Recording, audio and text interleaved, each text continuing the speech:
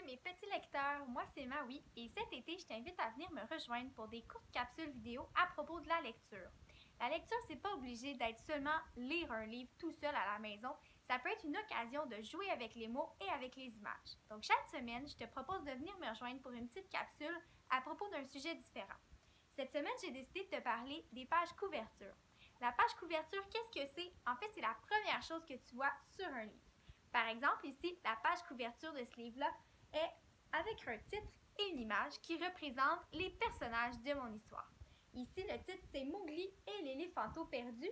Et justement, sur ma page couverture, je vois Mowgli, le petit garçon, et le petit éléphanteau perdu.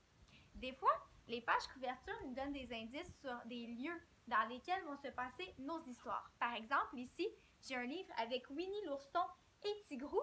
Eh bien, en fait, on voit que ça se passe à l'extérieur, peut-être même dans un parc. Tu reconnais peut-être le gazon, les buissons et les fleurs, donc ça peut ressembler à un endroit comme près de chez toi. Ce que je te propose cette semaine comme activité, c'est d'essayer de recréer toi-même une page couverture. Comment ça fonctionne? Je t'explique, c'est très simple. J'ai essayé de le faire avec mon livre préféré, Les Trois Petits Cochons. J'ai d'abord mis le titre ici et j'ai vérifié sur mon livre que j'ai à la maison des Trois Petits Cochons pour voir comment ça s'écrivait. Tu peux aussi demander à papa et maman de t'aider à trouver les bons mots. Ensuite, j'ai décidé de mettre un lieu, comme on a vu sur la page couverture de Winnie l'ourson. Alors, j'ai mis les trois maisons de nos trois petits cochons avec le beau soleil qui brille dans le ciel.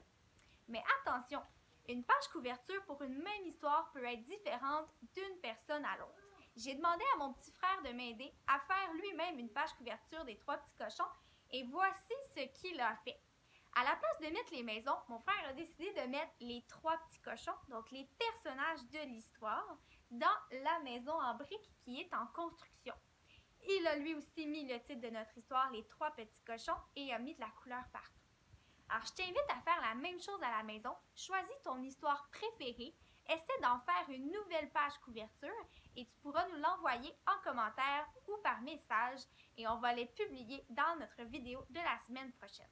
À bientôt!